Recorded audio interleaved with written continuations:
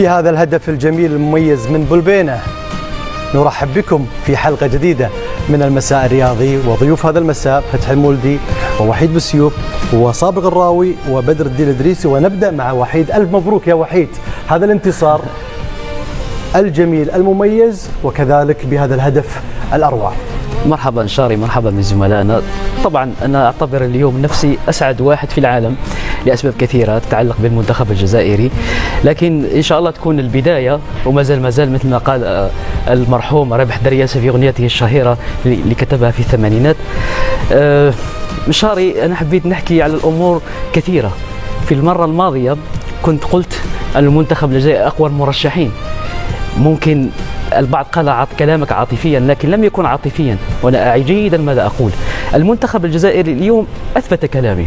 المنتخب الجزائري اليوم أطاح بواحد من أفضل المنتخبات في إفريقيا هذا الموسم، المنتخب الكونغولي الذي أطاح بنيجيريا والكاميرون في تصفية كأس العالم. أنت تعلم جيدا ماذا يعني كأس العالم بالنسبة للمنتخب الكاميروني وكذلك المنتخب النيجيري. اليوم أثبت المنتخب أنه مرشح قوي. شاهدنا كيف يسيطر على المباراة. شاهدنا المنتخب الكونغولي لم يبادر اليوم.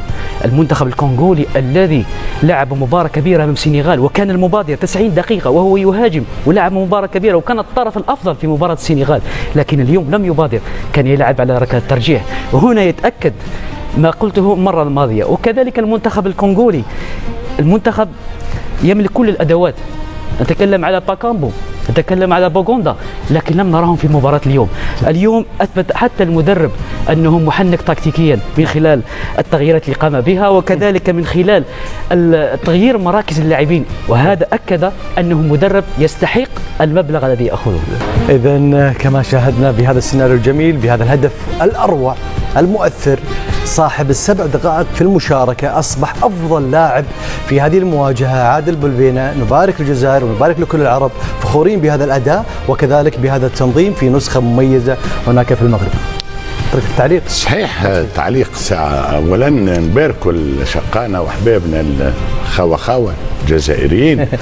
ثم عادل، كان عادل فعلا، لأنه المقابلة كان الفريق الجزائري يستحق الفوز، وبلبينة وصل السفينة إلى بر الأمان. كنت أتذكر كي الجزائر الحبيبة فازت في 3 مقابلات، بديت التعليق متاعي 1 2 3 فيفا الألجيري. اليوم فازت ب4. 1 2 3 4 الألجيري إلى بلو فورت، معناها هي الأقوى. وفعلا هذه تحية من القلب للفريق الجزائري اللي أكد مرة أخرى وأنه فعلا من المرشحين الكبار لهذه الدورة، رغم المسار الصعب والصعب جدا، لأنه في المقابلة المقبلة سيكون مع نيجيريا اللي عندهم 4 انتصارات و4 انتصارات، فنهائي قبل الأوان. سأعود لك من المرشحين الكبار، خصوصا بعد ما تحدث وحيد لك مغزى ومقصد. صابر، من أين تبدأ في هذا الجزائر المميز؟ أبدأ من عنوانك المميز. بلبينة عبر بالسفينة، وأضيف عليها بلبينة عبر بالسفينة وحصد البطاقة الثمينة. الله. هقول حصد ولم يخطف. لماذا؟ لأنه بالفعل الفوز الجزائري مستحق، وأي متابع منصف للمباراة كان يتوقع أن المباراة من الممكن أن تحسم من شوطها الأول، كمان عطفا على المستوى الرائع اللي قدمه المنتخب الجزائري. لم تكن هناك أي حضور قوي للمنتخب المنافس المنتخب الكونغولي رغم قوته ورغم التشكيله المدججه بالنجوم في كل الخطوط، الا ان الاصرار لدى اللاعبين الجزائريين يعني صنع الفارق بشكل واضح، ناهيك عن الدور الكبير جدا. دايما بيقول لك الشوط الثاني شوط المدربين، النهارده كان الشوط الثاني والثالث والرابع اداء اكثر من رائع من المدرب بيتكوفيتش. اللاعبين كلهم الحقيقه لو بدانا من اول لوكا زيدان لحد وصولا لبغداد بنجاح، ومرورا بالطبع بالعلامه الفارقه اللي كان فاكهه اليوم الختامي عموما النهارده كان هو ابرز نجم النهارده عادل بلبينة رغم الدقائق القليله اللي شارك فيها.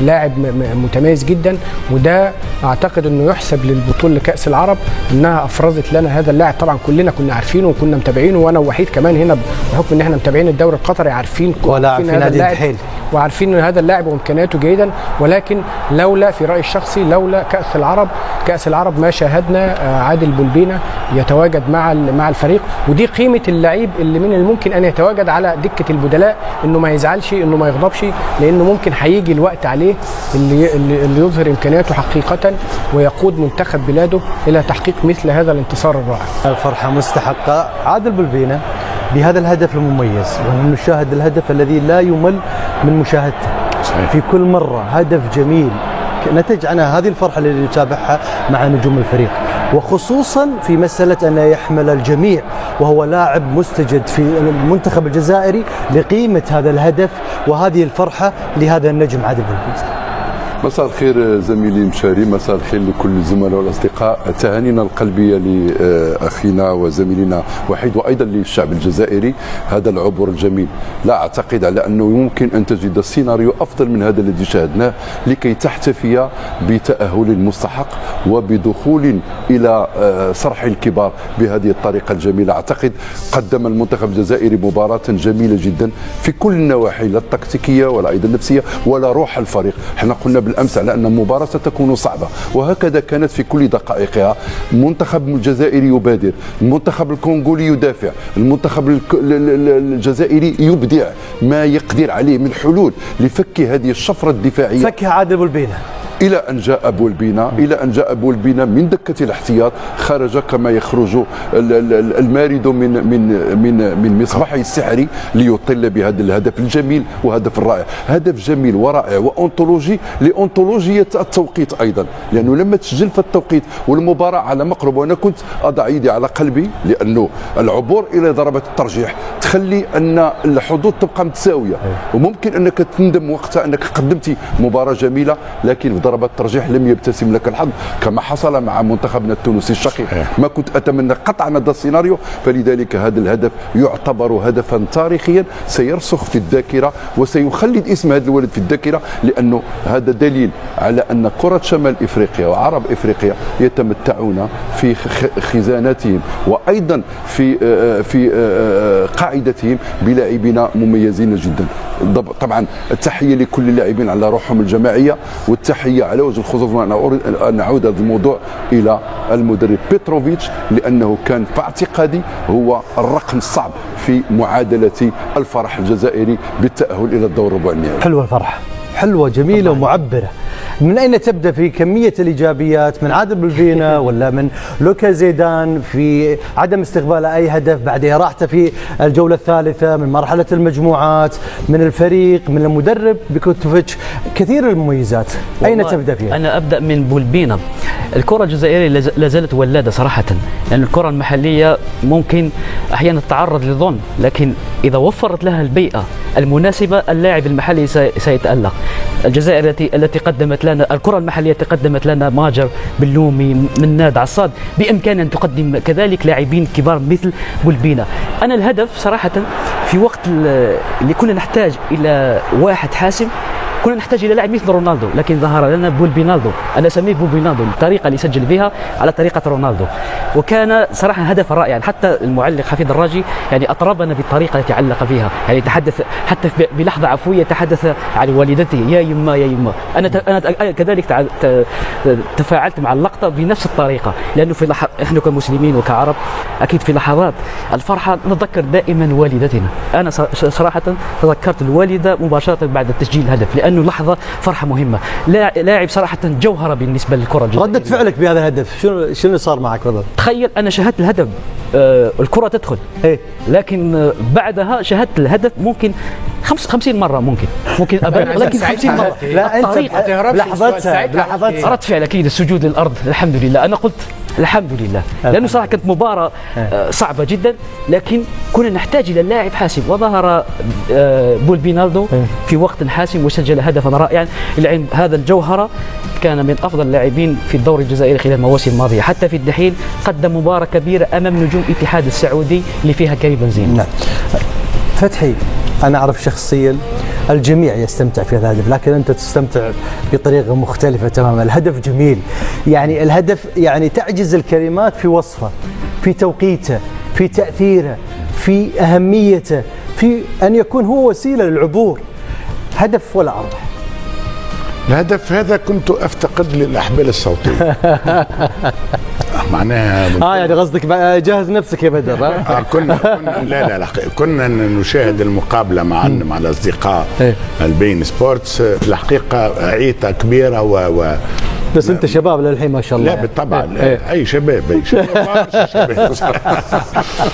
الحقيقه معناها شعور وكانه معناها تونس سجلت، لانه بالنسبه لي انا الجزائر، مصر، المغرب، الكل معناها بالنسبه لي انا بطبيعه حال نتفاعل ايجابيا، ما عندناش فرق، ولكن الحقيقه شعور خاص جدا مع الفريق الجزائري، لاني ايضا من الناس اللي امنت به. وكنت اتذكر في الحصه الاولى والكلمه الاولى اللي قلتها على الفريق الجزائري، القليب قلت. لا قلت القليب. نعم. الفريق الجزائري جاي في صمت وسيتكلم خلال البطوله، بل اليوم كان في صمت وتكلم وغنى، وكانت سيمفونية جزائرية رائعة جدا. مني باش نبدا لك على الفريق الجزائري، كنت أتذكر أيضا المقابلة الثالثة، قلت اليوم المقابلة الثالثة بيتكوفيتش حتى البصمة نتاعو بالنسبة لي أنا على الفريق الجزائري، وتأكد ذلك تلك البصمة اليوم. من أنقذ الفريق الجزائري؟ من مكن الفريق الجزائري من العبور؟ البدلاء كانت لهم وصفة الدواء. البدلاء هم اللي جابوا نتيجة المقابلة. معناها يخرج رياض محرز في دقيقة 60، ثم يخرج مازا ويخرج الكل، والفريق الجزائري ذكرت أن لم يتغير. كانت لهم وصفة الدواء. وصفة الدواء، وهذا ولا العملية متاع الهدف، واحد صناعة وواحد تسجيل. بالضبط. معناها أول ردة فعل بعد الهدف والعيطة والصياح، وأنه شوف من صنع ومن سجل. وقلت ربما ما تبعتش برشا الحقيقة، لأن كنا يعني شوية أعصابنا مشدودين. ملا بيكوفيتش. لا ملا مدرب صراحة. حاجة أخرى على المدرب، في كلمة الهدوء. ما ريتش تدور في كل المدربين. يا ولدي قال لك كي كان يدرب في لاجو يعيطوا له الدكتور. هذاك علاش قلت الدواء، انا مش الدواء من عدم. وقاص صيدليه تتوفر فيها كل الادويه، وهو بنك البدلاء بتاع الفريق الجزائري. مدرب اسمع يعطي، شوف وقت المدرب يبدا رايض، المدرب يبدا ماسك اعصابه، المدرب لا يتدخل الا في جزئيات قليله، يعطي الهدوء للفريق. وقت اللي مدرب يبدا متشنج. تكلمت عن مدرب، لاحظت رياض محرز وهو يهمس في اذن المدرب. هذيك احسن لقطه. لا احسن لقطه. شوف رياض محرز وما ادراك، قائد الفريق والتاريخ نتاعو وغيره، وهز وانه يخرج في دقيقه 60 واي رده فعل. لا رده فعل، ويقبل ان يكون. ربما كنت تتذكر انت جبت رونالدو، تذكروا رونالدو في النهائي في بتاع اليورو، عندما خرج اصبح يهمس في اذن المدرب نتاعو، لانه يقرا. طيب واحلاها العلاقه. وحيد رايك في معلومه حصريه في خصوص هذه النقطه؟ معلومه حصريه؟ مصدر خاص. انا حديث محرز اللي جرى بينه وبين بيتكوفيتش، طلب من المدير او تشاور معه وطلب منه ان يدخل زروقي وكذلك بولبينا. هذا هو القائد الذي نحتاجه في المنتخب. محرز للمباراة الثانية التي يقوم فيها المدرب بإخراجه. تخيل محرز في وقت ما لا يوجد مدرب بإمكانه أن يقوم بإخراجه في النسخ الماضية، لكن اليوم أخرجه للمباراة الثانية، وبعد أن خرج وهو من وهمس للمدرب وطلب منه أن يدخل زروقي وكذلك بولبينا. زروقي الذي تعرض لانتقادات كبيرة خلال الفترات الماضية، أكثر لاعب تعرض للهجمات هو زروقي. دخل في المباراة وقدم أسيست. للعلم فقط أنا الوحيد ممكن من الناس الوحيدين الذين يعني دافعوا على زروقي في فترات ما. بس أنت الوحيد وأنت وحيد. وأنا الوحيد. الوحيد الذي يقرأ. لهذا قلت أنا أسعد واحد في اليوم، أنا أسعد واحد. كلنا سعيدين بهذا. صابر وبدر أعطيكم إتاحة فرصة لكل ما شاهدنا من أمور إيجابية. شوف احنا كلنا كنا متفقين على انه هدف الكعبي في جزر القمر المقصية هي أجمل الأهداف على الإطلاق. صح. النهاردة دخلنا في جدال أيهما أجمل. شوف وصلت قيمة هذا الهدف وجمال هذا الهدف. صحيح يمكن يبدو أنه في الشكل الجمالي ليس في جمالية هدف أيوب الكعبي، ولكن في الأهمية وفي الحسم وفي التوقيت برافو عليك، وفي التوقيت وفي هذه اللحظة والمباراة العصيبة، وأن أنت توصل للأشواط الإضافية، وفي الحسم وأن تكون بديل وبمجرد بالنزول والصناعة من بديل آخر. كل دي عوامل بتخلي كفة هذا الهدف لا تقل في القيمة عن كفة أيوب الكعبي. أرجع لجزئية رياض محرز في هذا الحوار القصير ما بينه وما بين المدرب في أكثر من قيمة قبلها بالطبع. قيمة خروج رياض محرز وما أدراك ما رياض محرز، والنهارده عمل رقم قياسي بالمناسبة هنذكره في معرض الحلقة، تفوق فيه على الأسطورة رابح ماجر النهارده هو وعيسى مندي. لما يخرج بهذه الروح ويفضل على الخط ويوجه زمايله، مفيش الغضب اللي احنا بنشوفه في بعض النجوم، وكمان المدرب وقيمة المدرب وثقته في نفسه. نعم، في هذه الهدف من كل الزوايا شاهدناه. فكما ذكرت هدف جميل، ورابح ماجر كذلك سجل هدف جميل. اهداف مفيش اجمل منها طبعا اسطوره رابح ماجر. ولكن انا بتكلم على الارقام النهارده. رياض محرز لعب المباراه 23 في بطوله افريقيا مع عيسى مندي، تفوق على الاسطوره رابح ماجر كان لاعب 22 مباراه فقط. الجزئيه بتاعه المدرب اللي انا حابب اشير ليها، احيانا بنلاقي بعض من الكبر والغرور انه ما يسمعش للاعب مهما كانت قيمته، عشان حتى لا يظهر ان هو شخصيته ضعيفه، ولكن الاستماع دايما لوجهات النظر واتخاذ القرار الاصوب في النهايه ده يحسب للمدرب من ضمن امور كثيره جدا تحسب لبيتكوفيتش. بدر، أنا شخصيا من دون تقليل من أي عنصر من عناصر المنتخب الجزائري، لأنني أنا في النهاية أؤمن على أن الإنجاز هو إنجاز جماعي، إنجاز فريق، روح فريق، شخصية فريق، إرادة فريق، وأيضا تفاعل مع مشجعين. ما شاء الله اليوم أعتقد المنتخب الجزائري يحظى بمساندة قياسية في المغرب، لا يحظى بها أي منتخب على الإطلاق غير المنتخب المغربي. هذا عنصر مهم جدا يجعل من الفريق الجزائري يلعب في ملعب مولاي الحسن وكأنه يلعب في عنابة أو أي مكان آخر في الجزائر، وهذا شيء رائع وجميل جدا. ثم أيضا أنا قلت على أنني لا يمكن أن أفصل العناصر للنجاح عن بعضها، لكن دعني أتكلم على المدرب. أنا سقطت في حب هذا المدرب. مدرب يسلم على اللاعبين، لاعب حلو الروح ما بين اللاعبين. شوف، مدرب أحيانا يبدو واقف كالجبل ما تهزو أي رياح، لا يمكن يتخلف فريقه، ولا يمكن يتأثر بإصابة لاعب، ولا يمكن يتأثر بأن أشياء تجري عكس ما كان يخطط له، لأن عنده الفرحة هذه تستحق أن نتابعها. رأيك بدر بهذه الفرحة وكذلك بالعلاقة التي انعكست من خلال هذه الصور المباشرة في أمور مميزة كثيرة، روح الفريق، المدرب مع اللاعبين، اللاعبين ما بين بعضهم البعض، كثيرة هي الإيجابيات في المنتخب الجزائري، وكذلك الروح القتالية والمستوى الفني العالي. مشاري كبر الفرحة يحددها السياق اللي تجي فيه. الكل كان يعرف أن المنتخب الجزائري جاي بالعلامة الكاملة من مجموعته ب3 انتصارات، واحيانا وإحنا كنا نشوفوا البطولات المجمعه بعض المنتخبات اللي تفوز ب3 مباريات تجي لدور الثمن النهائي او ربع النهائي وتنسحب. فلذلك كان المنتخب الجزائري حريص جدا على انه لا يخطئ، يستحق ان يمر سيمر، وبالتالي عمل كل شيء من اجل الامور، وبذلك الفرحه مستحقه لانها تفتح الطريق نحو افاق اكبر، بمعنى ان اليوم نحط بأن المنتخب الجزائري أصبح من أقوى المتنافسين على اللقب الإفريقي. ولكن أنا الجزئية الأخرى مدرب أنا عشقته، لأنه طريقة تدبير المباراة في كل مراحلها. الرجل يشعر عندما ينتهي مفعول لاعب ما، انتهى مفعول لاعب أيت نوري خرج أيت نوري حتى لا يتصدع الرواق الأيسر، انتهى مفعول مثلا رياض محرز أخرج رياض محرز وأدخل أيت الحاج، وبالتالي كل التغييرات كانت تغييرات مدروسة ورجل يدبر فصول المباراة بطريقة رائعة وجميلة جدا.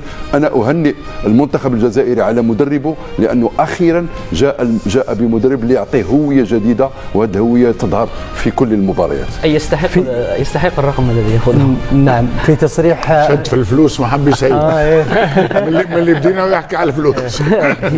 جميل جميل هذا التواضع من عادل بلبينة. ردد الحمد لله وهو نجم هذه المباراة بهذا الهدف الجميل، ولا ننسى حتى التمريرة كانت مميزة يا وحيد. تواضع وتركيزه، وقال نحن في المنتخب في تركيز للمنتخب. قد يكون هذا أمر جدا إيجابي وانعكس على هذا الحديث المتواضع رغم تسجيل لهدف كبير وحديث صحيح. أفريقيا كاملة والجزائر بشكل خاص.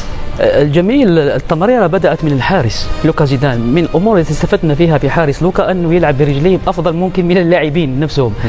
ما لفت انتباه في تصريحه، قال طيلة المباراة وأنا أركز على المدافع الكونغولي كيف يمتص حرارة اللاعبين، وهو لم يعطيه الفرصة. تخيل طيلة المباراة وهو يركز على هذا اللاعب وممكن ما يشاركش.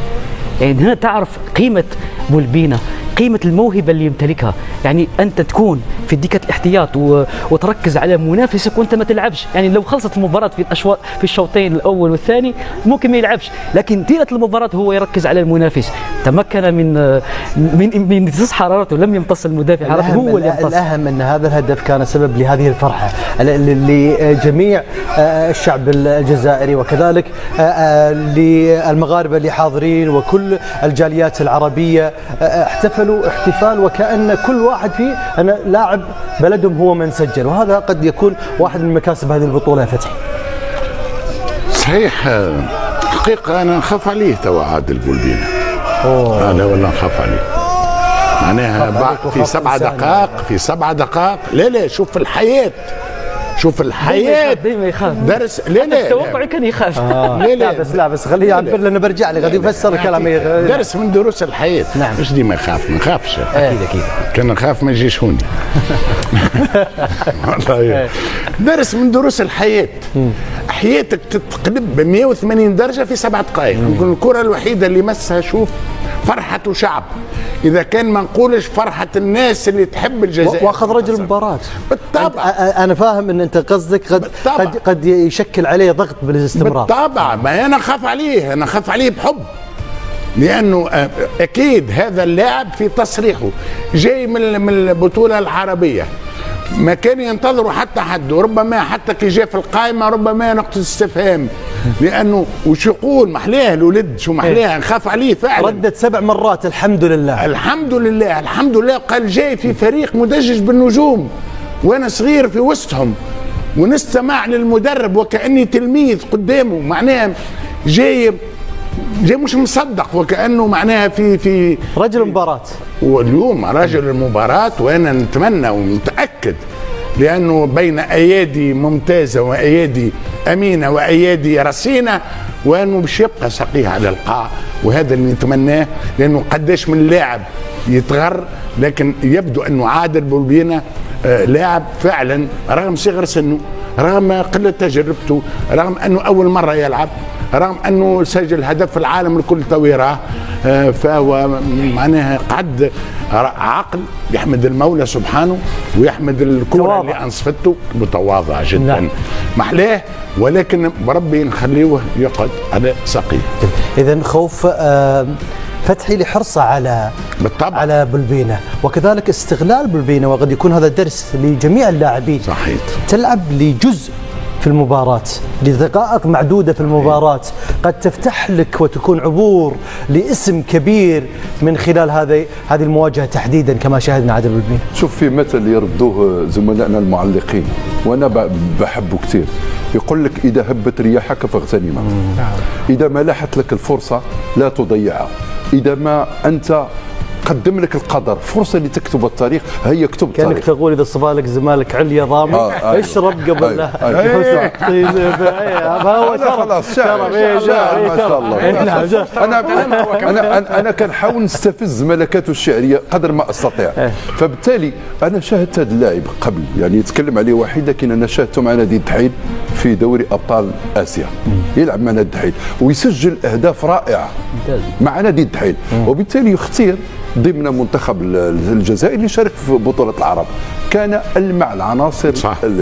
الجزائرية في دوري أبطال في كأس العرب، واختياره كان واحدة من القرارات الجريئة اللي كانت عند المدرب بيتكوفيتش. هذا علاش قلت لك أنا مدرب لا يخاف، مدرب يصنع قراراته، مدرب لا يلتفت لما يقوله الرأي العام والشعب رغم وغيره. الضغط كان فيه ضغط عليه بخصوص بولبينا. لا شوف، جابوا اعطاه فرصه، وفي 7 دقائق استطاع الولد يكتب تاريخ. الان عمل للمنتخب الجزائري العبور التاريخي اللي لا يستطيع انه ينجزه الا كبار اللاعبين، فما شاء الله عليه تبارك الله عليه. ثم ايضا يقين بالله سبحانه وتعالى، انا مؤمن على انه سيمضي بعيدا. ثم ايضا الرسائل التي قدمها من خلال التصريح، تحدث عن روح المجموعه، تحدث عن التلاحم، على روح العائله. هذه هي مواصفات البطوله اللي كيتمتع بها اي فريق. ثم ايضا قال لكل مجتهد نصيب، هو اجتهد واصاب وله اجر الاجتهاد واجر التسجيل في مرمى الكونغو عندك الديمقراطي. تعليق صابر؟ شوف يعني بدر يعني